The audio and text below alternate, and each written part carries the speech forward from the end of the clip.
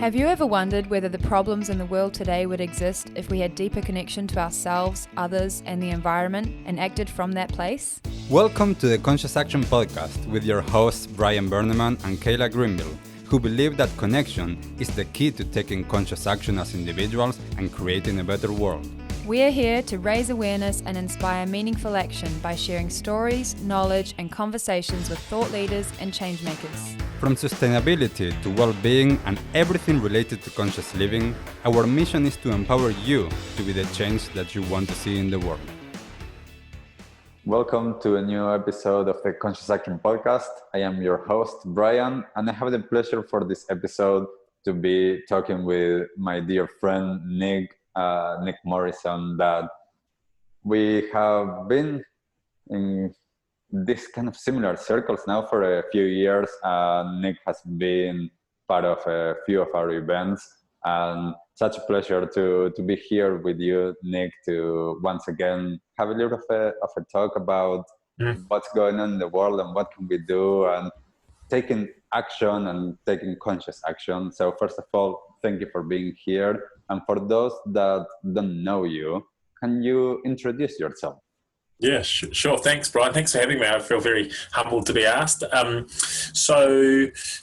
It's funny, introducing yourself. What parts of me do I want to introduce and share? I guess if I talk about how I make money, my professional character, I am the founder and director of Go Well Consulting, a sustainability consultancy, and we help businesses understand the massive social and environmental issues we're facing and how they can transition their businesses into becoming regenerative, circular and inclusive. And then I'm also an avid football player. I play football every Saturday for the mighty Ellerslie Diamonds, and I am a recent father. I've just got a new 6-year-old daughter. I'm a son to my mum and dad who live in Christchurch, my brother to my sister and brother who live over in London, and my other sister who lives in Wellington.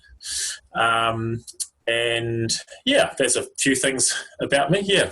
Wonderful. Thank you. And I would love for you to share a little bit before we get into some of the topics that I want to discuss is, what were you doing before you got into sustainability, as well as how did this come about in your life? I know a little bit, but for people to know it. Yeah, it's interesting, because I look back on it a bit now, because I think sustainability is this interesting industry where people are like, well, how did you get into it? It's not kind of like law or accounting or construction where everyone kind of knows you go into university to a course, or you go and become a labourer and then an apprentice or whatever, and there's kind of a clear pathway, where sustainability doesn't really have that. And I get asked a lot by especially younger people who are at university or just left, or early in their careers, sort of wanting to know how I quote unquote got into sustainability. And I guess the way I just kind of have tried to really follow my my heart, my gut, my instincts, my passions, I guess. I trained as a fitness trainer, I did a sports science degree at Otago University. I had no idea what I wanted to do when I was last year at school. I remember that pressure of like, what are you going to be? What are you going to do? What are you going to be? I don't know. And then I went to Otago University on a day trip I used to grow up in Timaru, and we went down there as a school and went to the PE school, and I was like, this is amazing. I had these people filming people throwing something and analysing the angles of their joints and how to create more force, and how to even just how sprinters start and how they can get more power off the first step. And I was a real sports junkie and really loved that, and I was like, I want to do that. And so I was lucky enough to get in there, and I did my 4 years in Dunedin, absolutely loved it and really loved my degree, and came out sort of knowing a lot about anatomy and physiology and how exercise impacts those things. And I then got into being a personal trainer. I was working at Les Mills, and I worked there for 6 months in Wellington, and then moved up to Auckland and was 2 years here. And then I went over to London and I lived over there 4.5 years. And half that time I was working in a Pilates studio, trained up on Pilates over there. And the other half I was working for myself. And I'd hoon around on my little scooter around London and visit wealthy people in their houses or in the park or sometimes they're in their workplaces. And I sort of did that full time. And then I travelled a lot while I was in London, especially sort of West Europe. And then I went to Brazil for the Football World Cup. I never quite got to Argentina. I'm sorry. I would love to go there. I will go there one day. But went to Brazil for the Football World Cup, and then had another 5 months after that going through Central and South America. And it was such a impact on me. I guess it's just seeing the pollution and seeing the inequality. It really hit me. I'll never forget the day I was on this boat in visiting the San Blas Islands, which are between Colombia and Panama. And you can drive there in a few hours, but you can also do these boat trips when you're backpackers and you've got all the time in the world, and you take a few nights and you stop off at these islands. And one island in particular, a small little thing, only took you 20 minutes to walk around, but one side of it where we landed, beautiful white sand, beautiful palm trees, coconuts on the ground that you could crack open, and clear blue water, stunning.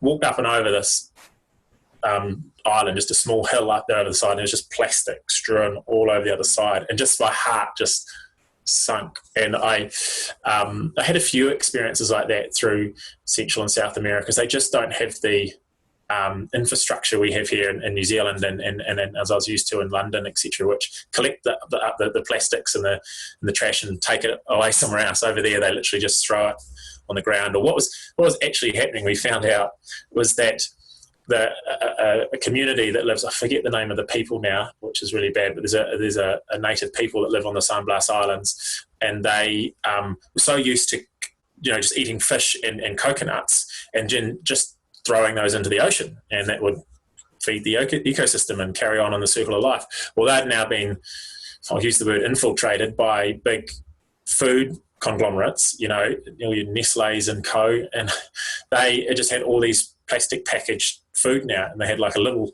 tuck shop there that you go in and people would buy all the stuff, and they'd still just throw it on the ground. They hadn't changed their behaviours, and they just would throw this plastic on the ground, and people they'd ring this big bell. They rang it while we were there visiting, and these women of the village would come through, pick it up, and go and chuck it in the ocean. I also remember when we were before we left Colombia, I can't remember the tiny little seaside town that you leave from, but where we caught the boat from, their waste management infrastructure just involved putting it into sacks, and they were loading up this boat, and they'd put bricks in the bottom, and they'd drive out, I don't know how long, 10 minutes, 20 minutes out straight into the ocean, and then just drop it off the side of the boat. And so just seeing those things and kind of learning those things was really confronting. And then also, the inequalities, you see, I say, I haven't been to Argentina, but what I saw in Brazil, especially in Rio de Janeiro, wow, you've got incredible wealth and then just complete poverty, right side by side. It was so you see it right in front of you, both extremes. And so I guess had all that experience traveling and came back to New Zealand just feeling like helping, wealthy housewives get a tighter bum wasn't really my passion anymore, or wasn't really helping the world, and it wasn't really using my skills and my privilege to give back and to help the world become a better place, really. And so I took the opportunity to work at Innocent Packaging. I got offered a job there by Tony Small when I think the business was a year old when he offered me a job. So it was this young startup business, and he was like, "It's compostable packaging." I was like, "Oh my God,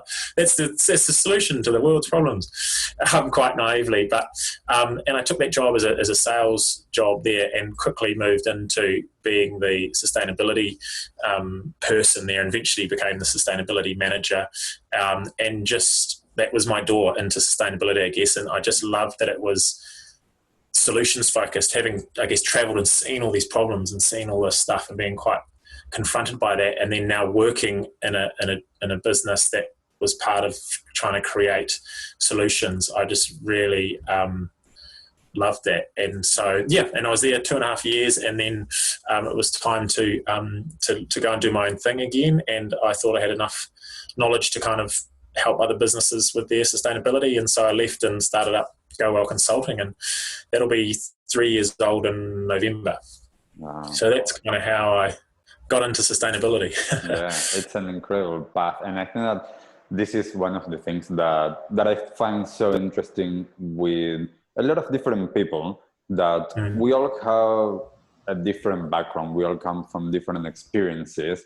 And those that I find this interesting just because growing up in Argentina, you see that inequality in the street, and in a sense, it doesn't have as much as an impact as perhaps it had on you. But at the same time, I grew up knowing that that is also the reality. There's that. And growing up with, people just checking, going to McDonald's or Burger King or whatever, and eating things in the car and then just throwing it out the window. Yeah. Like, we didn't know better. Like, that was the thing. It's like, that's just what you do. And I think that that's one of the interesting things, and to be able to come to an understanding, and to be able to then actually create something out of that, like to be able to say in your experience, like, wow, that had a huge impact.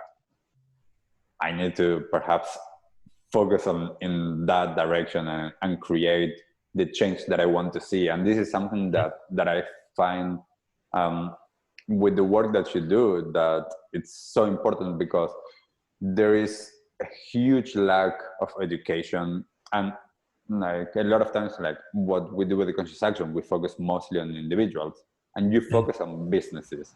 And businesses have a huge lack of education in terms of what is right and what is wrong in terms of what they are doing, because also the parameters are set up by policies or government. And as long as they are going within that, they think that they are doing the right thing. And sometimes it's not the right thing. And having people that can educate and has the knowledge, and has not only the knowledge of saying this might not be the best thing to do, but also we can do that, and not just saying you're doing wrong here.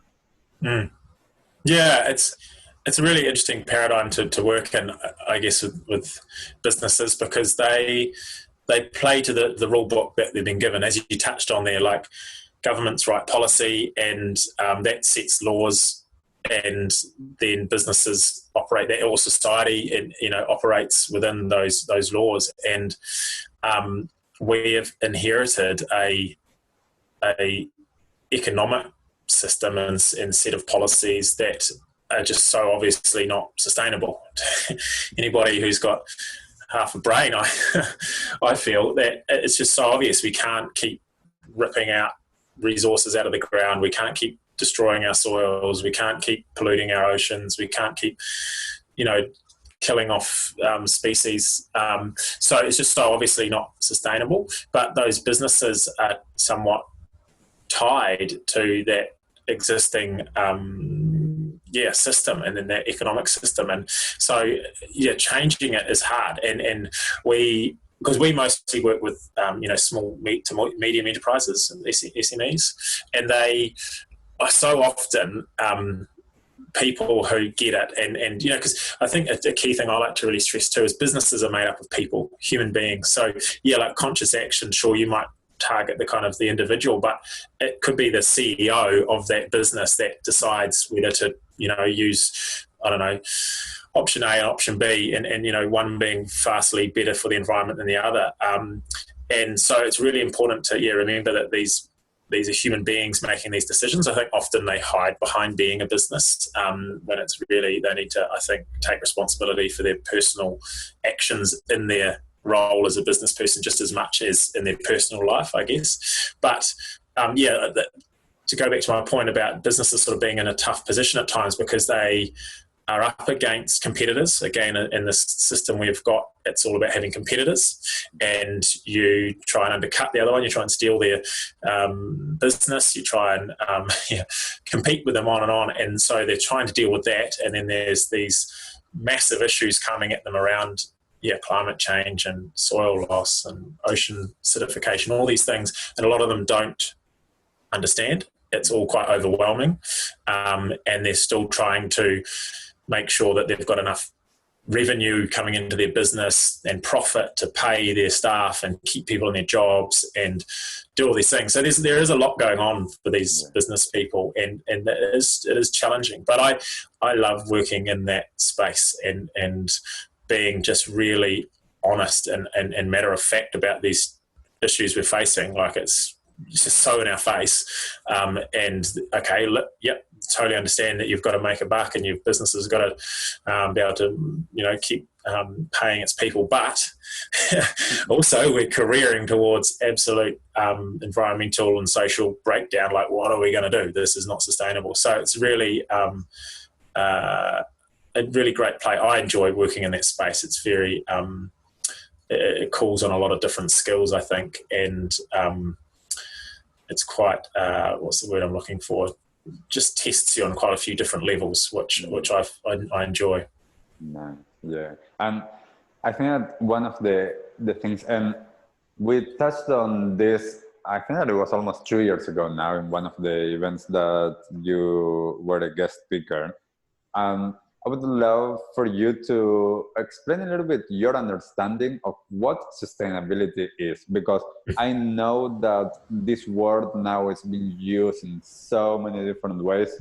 And I think that a lot of times, and the event at that time, it was called Beyond Sustainability, just because of that. Like, what does sustainability mean, and how do you communicate that?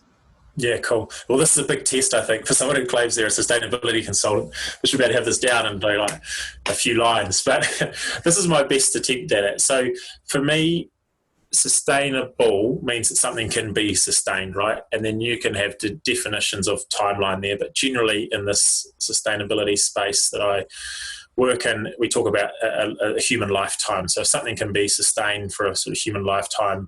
You can keep feeding a population for a length of human lifetime. You can sustain a population of fish for a human lifetime. That's kind of a general kind of timeline, and that's being able to sustain something. And so that's sustainable for me. That's the definition of sustainable. And sustainability is more the industry, I guess, or it's more the topic of making things sustainable.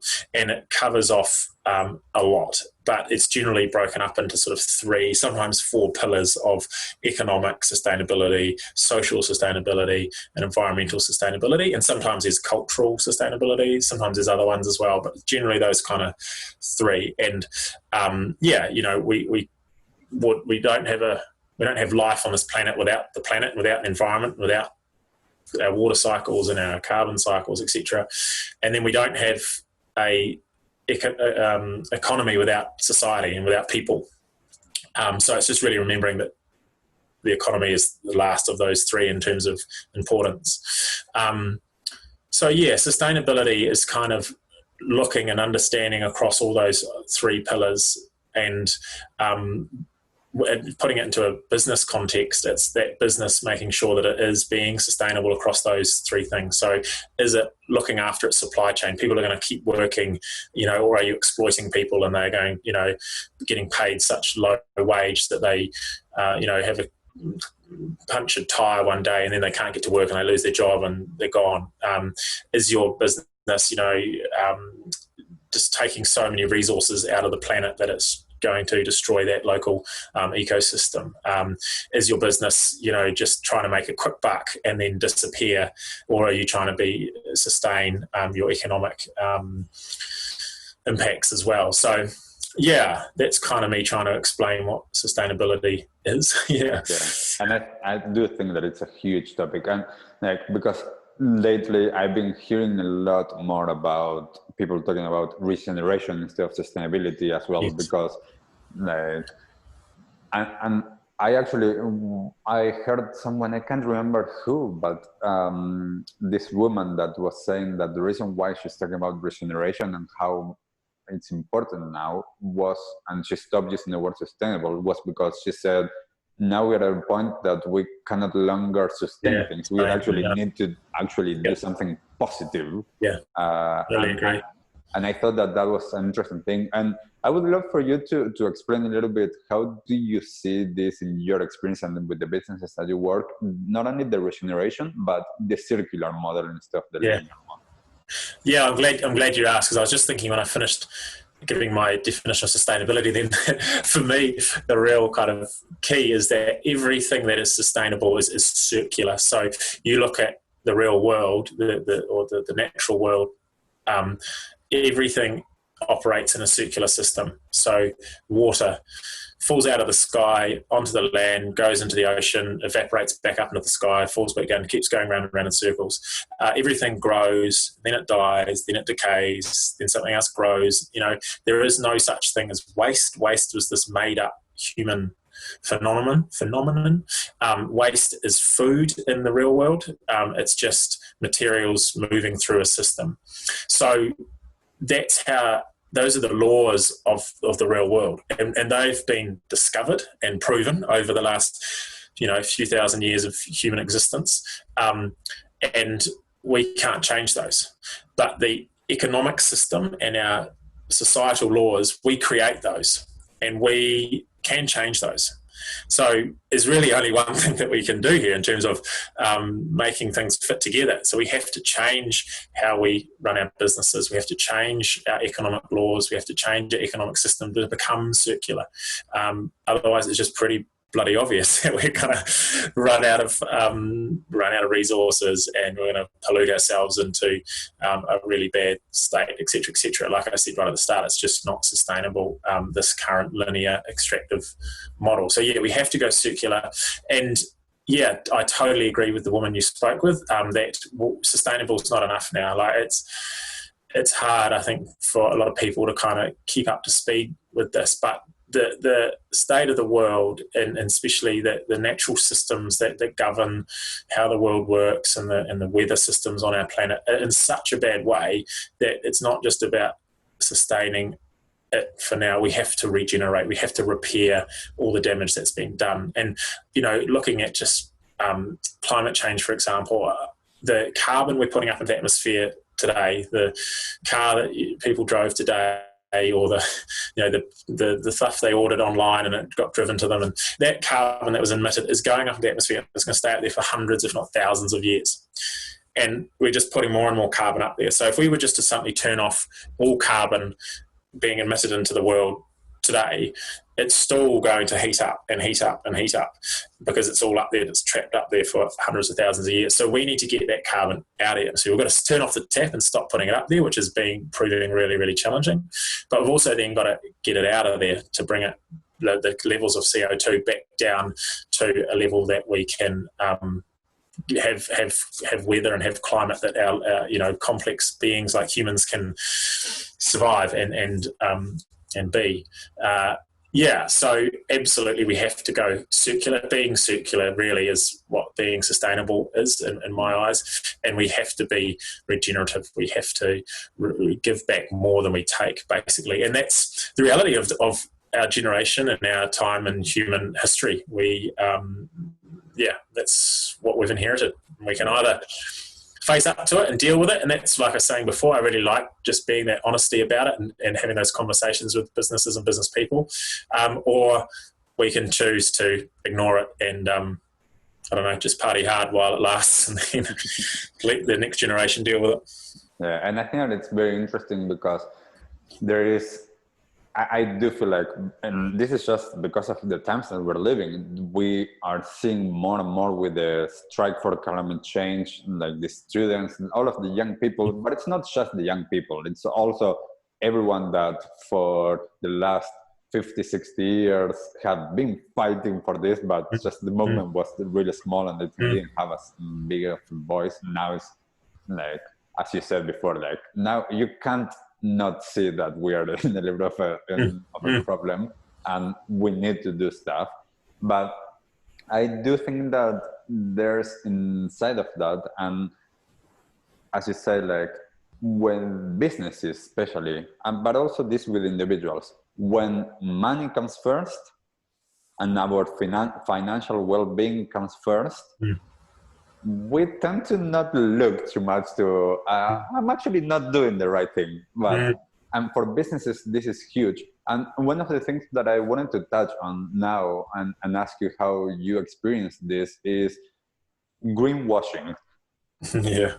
How do you see this? Like I see a lot of it, and I am like I'm still all the time learning, but I'm quite educated in all of this space, and sometimes I still find myself like, oh my god, I didn't catch that. Yes. How do you see that going? Yeah, it's frustrating, really frustrating from me, and for both of us, for you as well, Brian, and people who kind of do get it, because I truly believe in the good of the people. I really believe people want to live in a clean, just, sustainable society, and we don't want to have to worry about climate change, and we don't want to worry about our depleted fish stocks and soils and et cetera. So people want to do the right thing, but there is so much misinformation and people are so confused, and that's really frustrating. A lot of it does come from businesses just not taking responsibility as a business or as human beings. Remember, it's a human being making that decision to put that word degradable on a plastic bag, which I just saw one where I live. My neighbour's got a black plastic bag in this carport, and it's got big white degradable. Just for anyone who's unsure, who's listening, everything is degradable. Degradable just means it will break down into smaller parts, right? So everything, humans are degradable, rock is degradable, piece of steel is degradable, but they all just degrade over different amounts of time. So that's real greenwashing. But there are also businesses out there and business people who don't know they're greenwashing and get confused, and they're trying to do the right thing. And it is complex, and a good example of greenwashing is around the whole compostable packaging. So if it's all about a kind of the context too, and the compostable package, well, especially I think it's important here, quickly side point, to separate compostable packaging and compostable plastics, because compostable packaging includes your wheat straw, your sugar cane, could be paper, all of that's fine. All of that composts, no worries. It's the compostable plastics that require the higher heats, around 65 degrees, to then start their process of biodegrading and breaking back down into carbon, nitrogen, water.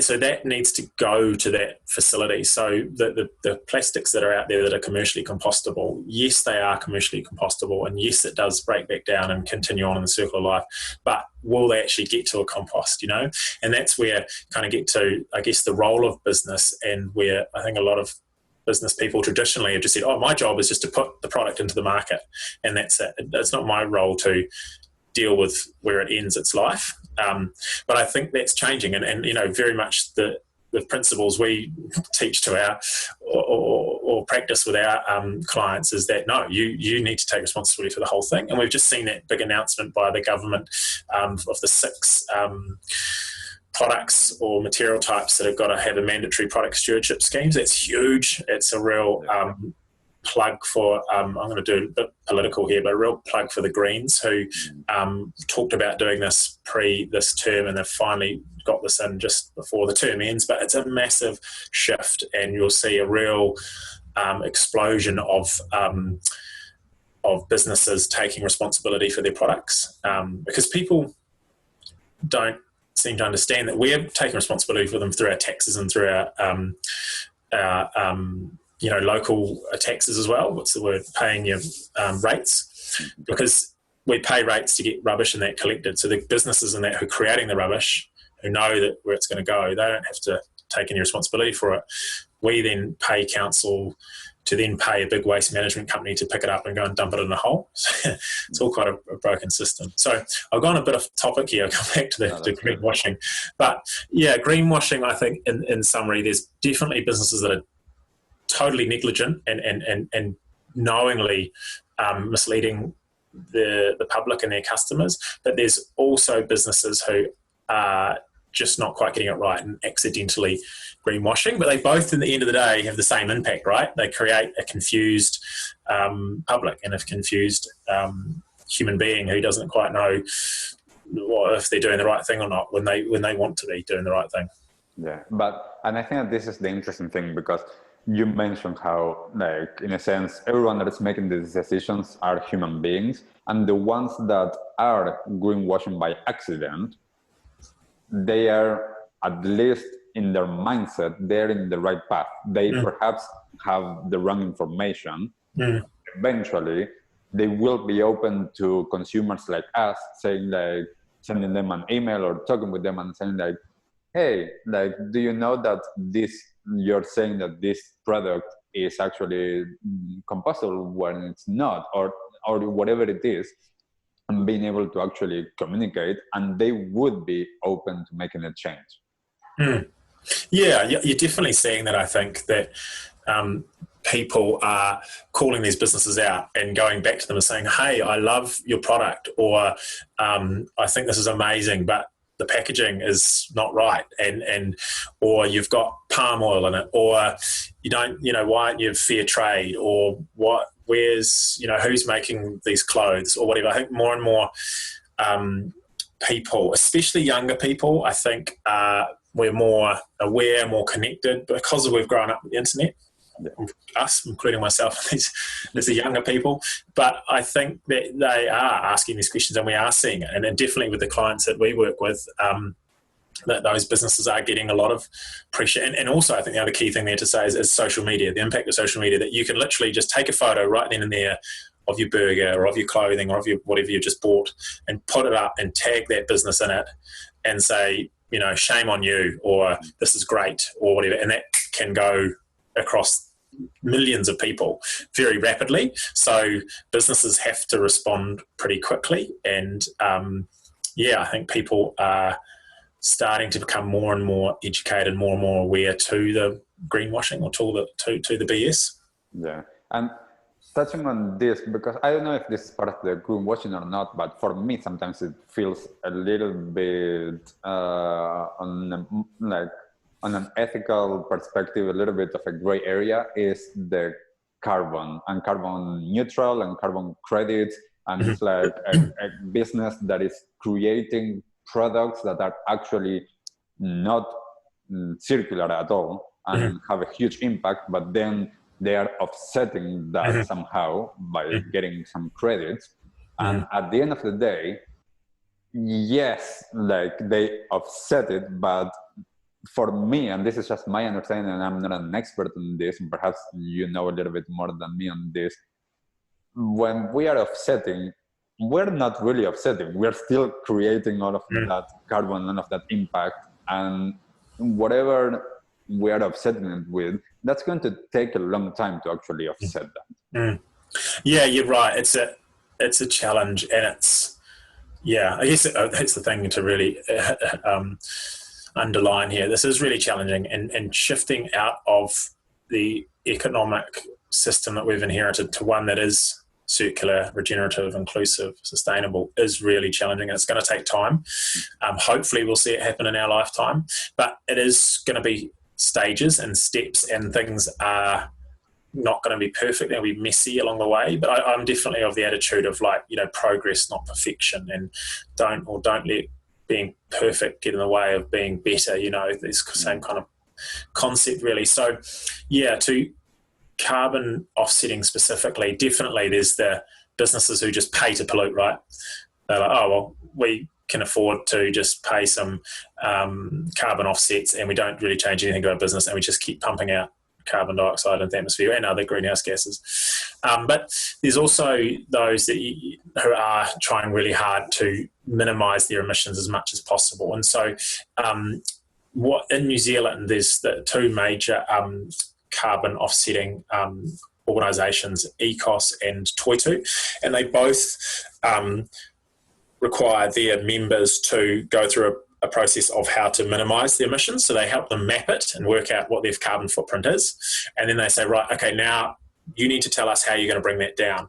So, for example, one of our clients, Nick Morrison, who we've worked through with the Toitu folk, and they are now committing to pretty much going to zero. Reluctant to say that because things can happen, but pretty much go to zero air freight. They've been air freighting a lot in the past, but now sea freighting things. So that's a much smaller carbon footprint per garment or per more the stuff they bring in, so the materials they bring in, than what it was from doing it by air freight. And so, those organisations like Toitu, for example, will say, great, yep, you've got your map footprint now, but before you start offsetting it, you need to show to us how you're going to minimise. So in New Zealand, those two organisations are doing a great job, I think, in really making sure businesses don't just then pay to pollute, but it's always open to a level of interpretation, really, and a spectrum of your own, expectations or morals or whatever around how far businesses should go. But eventually it'll get to a point where it matches up and they go, okay, we've tried all this stuff and we literally can't do anything more. We'll now pay to offset. Whereas others might just go, we'll get a bike and we'll get a couple of people in the office bike and then we'll start offsetting, So all these things are open to exploitation, but I think that carbon offsetting has a really important role to play, and especially if we start increasing the cost of it and putting more tax on it, because we've got to stop putting it into the atmosphere, right? It's really bloody simple and really obvious. But so a carbon offsetting type system, it does get businesses thinking about that, thinking about how to bring their emissions down, and it is putting money into the building of forests or the innovation of new cooking technology that doesn't use firewood, instead uses solar power or whatever. So it does. It's not perfect, absolutely, but I think it's progress, and I think it's going the right way. And I think here in New Zealand we've got good organisations that are not allowing too much exploitation of the system. Yeah, that's good. And I think with talking about this, I'm interested to know what has been for what you are seeing in terms of business. What has been the impact of COVID and the lockdown and everything? Because I know that for a lot of businesses, like we started talking essential businesses, and a lot of times for me, and this is part of the economy that we have and how it's been, as you've been talking before, like the system is already there in place. There's so many businesses that are selling products that are not essential at all. And I thought, I wonder how is this going to impact the businesses that are creating stuff that we perhaps don't need. But also, how has it impacted just in general? I don't know. There's a piece there to talk about, Brian, around just businesses, as you say, creating, I'll use the word crap. It's just crap that we don't need, and, crappy plastic single-use toys or random crap you might get with a Happy Meal or something like that. That is just so wasteful, and it's such the epitome of this linear, wasteful, economic system that we've inherited. So, there's a lot of businesses out there that I think really need to reconsider what they're actually producing.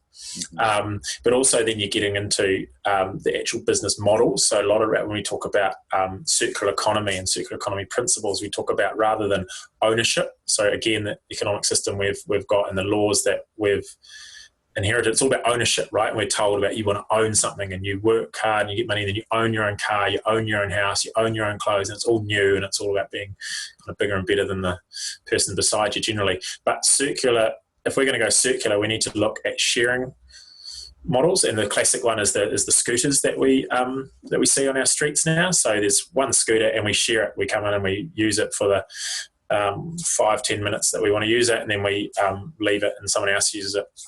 Or a great example of like a tool library, right? We do books. We've done books forever. Why would we not have libraries for tools, right? Why buy a drill to hang up a picture or whatever you're doing when you can just go and hire it out of out of a library or loan it out of a library. And then also leasing models, so businesses actually maintain the ownership of the product. So it might be clothing, you buy a jacket, and rather than actually buying it, you just lease it for whatever price it is per week or per month, and you have it, and then when you're finished with it, you send it back to them, and the business keeps ownership of the product and the materials, so they don't have to get new materials in. They might stitch it up and fix a few things, they might give it a steam clean or a wash or whatever, then they put it back out again.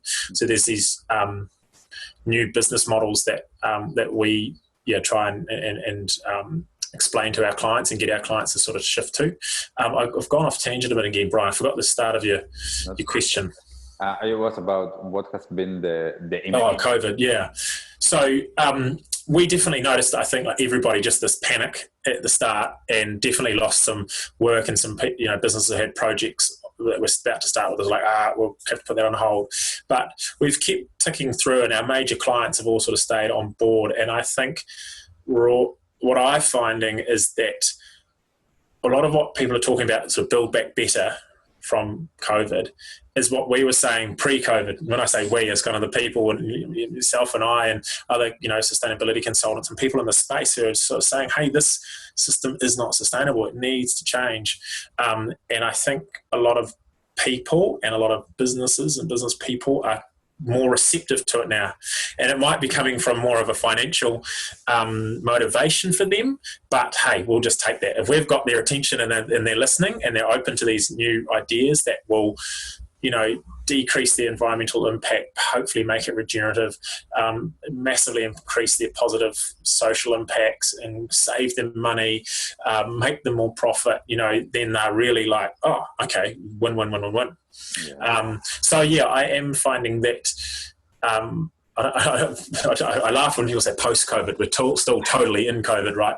But post-lockdown, people and business is definitely more receptive to circular principles and sustainability as a whole. Yeah, definitely. And it's interesting, like I've been seeing how the donut economic system is starting to actually get a lot more space and people talking about it, and some cities around the world actually starting to use it. And I think that as a system, because sometimes people need the systems. It's like they need to understand exactly how is this going to look, and having the donut system, I think that it's really interesting. And I do think that we are, and this time for me, like on a lot of different levels, with all of its challenges and death and problems that it brought, it is the shift that we needed. It was something, as you said, like, okay, now what we've been talking about for a long time, now it's like, okay, now we have that motivation, we have that space, and we have the will to actually create the change. And I think that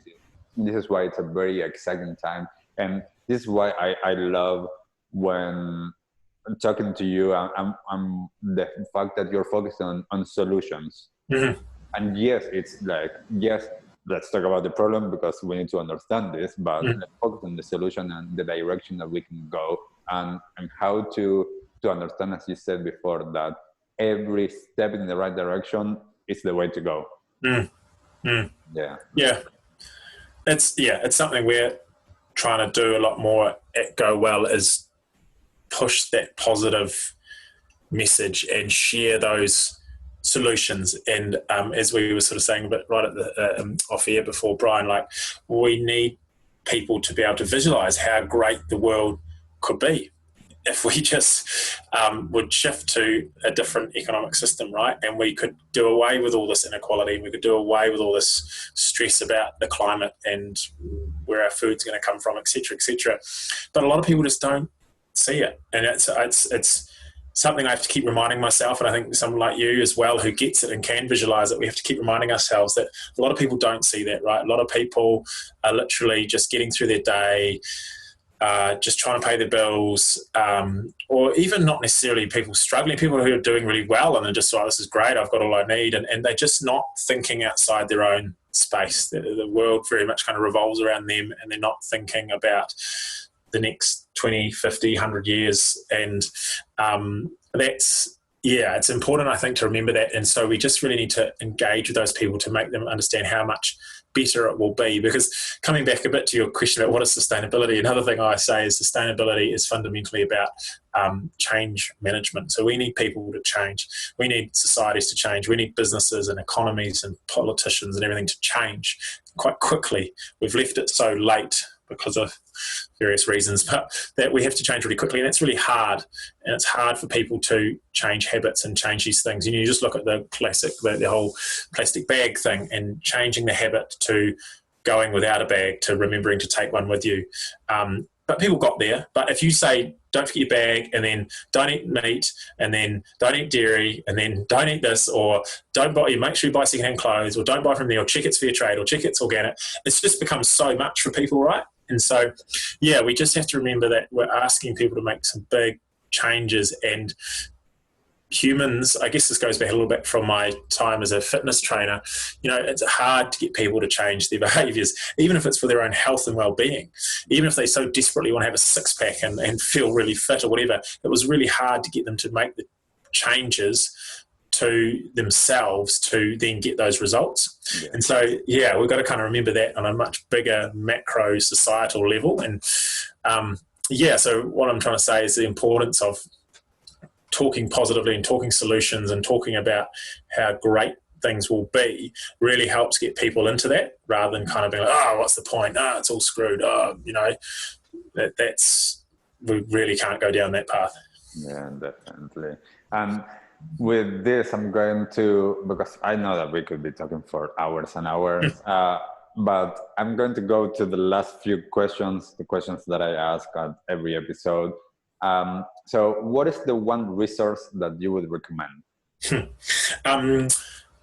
So yeah, good question. But in terms of timing, I would really like to put a shout out for Mindful Money, and they are a website where people can go and find out where their investments are. It was just KiwiSaver, so you can go and see where your KiwiSaver's invested, but they've now opened it up to other investments as well. And so many people, I think, again, in this space of people who are wanting to do the right thing and who are trying hard, and they might be, got a bike, and they might be buying secondhand clothes, and they might be eating less meat, but that'll be paling in comparison to the impact that their investments could be having. And they more than likely have their KiwiSaver invested in fossil fuels or agri-chemicals, or all these things that are doing so much backwards work and really holding us back. So I'd highly plead with people to go to Mindful Money and check where your investments are and change your investments, especially your KiwiSaver, to a provider that is not investing in fossil fuels, not investing in arms and making guns for people around the world. Anyway, but it's just on that. It's up to your morals too. So we've all got our own morals, but and ethics. But when you go into Mindful Money, it will let you choose what's your priorities and whatnot. And don't like that whole thinking that you have to give up returns to create positive environmental social impacts is so old thinking. If you're still thinking that, you are so behind the times. There's so much research out there, especially not post-COVID, but especially during COVID and that real drop that we saw. It's all coming back, and we're seeing the ethical investments and the environmentally conscious investments are doing so much better. So it makes so much sense for your own financial well-being and the well-being of your community and the environment to check that out. So yeah, mindful money. Wonderful. Yeah, I love it. I've talked to Barry and with Karen a couple of times, and like I do think that it's one of the biggest things that a lot of people can do, just with the way that they're investing. It's just so incredible, and I have just such respect for Barry Coates and what he's done there, and his team that have helped him do all the research. It's been such a big job, and it's just so impactful. The fact that they came up with the concept and the idea and understood the problem, and then came up with the solution and have delivered it, and it's there for us to utilise, I think it's just incredible. Yeah, it's wonderful. What is, Nick, your one go-to tip? My tip would be buy secondhand. The most sustainable, and when I say that, I guess that the least impact on the environment, and the most sustainable or the smallest impact that you can have in terms of products is the one that you already own. So your t-shirt that you're already wearing is the most sustainable t-shirt you can have. So keep your clothes, keep your products in alive for as long as you can. Like I've got an old ThinkPad. I often get the Mickey taken out of me when I take it to work meetings or whatever by this old ThinkPad laptop. But I bought it secondhand 3 years ago, and it's still going strong. And yes, it's bigger and clunkier than these flash MacBooks or latest, thinnest little ThinkPads or whatever come out. But I don't need those.